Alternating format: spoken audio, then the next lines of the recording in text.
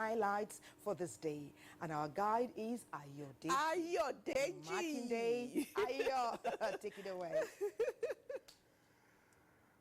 All right, thanks so much and welcome to the morning news. President Bola Tinubu celebrates, fondly rejoices with his wife, First Lady Oluremi Tinubu, on her 65th birthday. Fondly calling her name in a message to her, the president honored the love of his life, whom he describes as a woman of strength and enduring grace, who has stood by the president through the journey of life. Thanking God for the First Lady's health and unwavering love, the president prays that the years ahead be filled with joy, peace, and the fulfillment she so richly deserves. Now, to ensure smooth ban on open grazing in the nation's city center and relocation of cattle to grazing reserves, the Ministry of Livestock Development has performed groundbreaking ceremony for the revamping of Kawu Grazing Reserve in Buari Area Council of the FCT.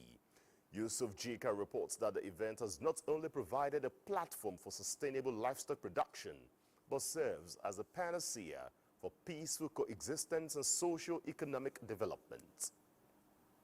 It is more than policy on paper. It is a promise unfolding, a dream of modern livestock management now breaking ground, bridging renewed hope to pastoralists and livestock farmers across the country. At the center of this transformation is the Kawu Grazing Reserve in the FCT, stretching over 9,000 hectares with capacity to host thousands of cattle. The land is being reshaped into a model of possibility. Industrial boreholes are springing up to quench thirst. Fresh pastures are being cultivated to nourish herds, earth dams dredged and expanded to secure water, and a veterinary clinic established to safeguard animal health. Kawu is no longer just a grazing reserve. It is becoming a community of resilience. The administration of President Bola Ahmed Tinubu GCFR is committed to ensuring that Nigeria is a food secure nation, and livestock, we see livestock as a key. Well, you have seen it here now, certainly. Then we have a lot of schedule for the minister from here up to the end of the year. We will be moving around this country, all the grazing reserves. We have some activities going on. For the Minister of Livestock Development, this bold step is more than a ban on open grazing in Abuja city center. It is the rebirth of an industry, one that promises peace where there was tension and economic opportunity. This is the first borehole in this area since this grazing reserve was created. You could see the excitement in the small children. Women were ululating. Elders were shaking their heads in amazement that this is happening in their lifetime. It's a clear indication that the Nigerian pastoralist has accepted Mr. President. From policy documents to the fields, the Ministry of Livestock Development is leaving nothing behind at ensuring this grazing reserve and other tree in the FCT are provided with the necessary amenities that can accommodate pastoralists and other livestock farmers for improved productivity, and also put an end to open grazing that is usually associated with farmer-herder clashes. In Kawu Grazing Reserve, Buari Area Council FCT, Yusuf Jika, NTA News. To a bit of security matters, in commemoration of the International Day of Peace, the Defense Headquarters Abuja is reaffirming military's commitments to not only combat emerging threats, but also restoring hope to communities dislodged by conflicts. Defense correspondent Ismail Musa reports that this was the message while at the Durumi internally displaced persons camp in Abuja to share relief materials and comfort families. 21st September is globally celebrated as International Peace Day, a charter of the United Nations. The International Peace Day is dedicated to promoting peace, harmony, and understanding among nations and communities. It is also a reminder of the importance of peace in communities and encourages collective responsibility towards a world free from conflict, violence, and fear. At the Durumi IDP camp, officers from the Department of Civil Military Affairs Defense Headquarters are here with relief materials and message of hope for the IDPs. We're trying to improve education, so that's why we're giving exercise books. The CDSA, we should expect their classrooms. So we're trying to meet those needs of food. We're trying to meet the needs of health. We're trying to meet the needs of education. So these palliatives now is just a stopgap measure.